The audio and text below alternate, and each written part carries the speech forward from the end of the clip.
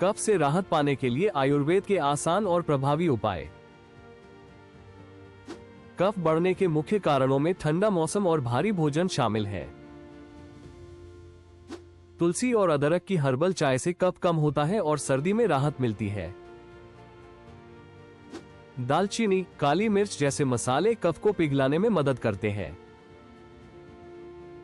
जीवन शैली में नियमित व्यायाम और गर्म पानी पीना कफ नियंत्रण में सहायक है।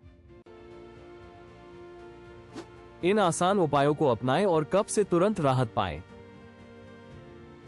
फॉलो व सब्सक्राइब करें और स्वस्थ रहें।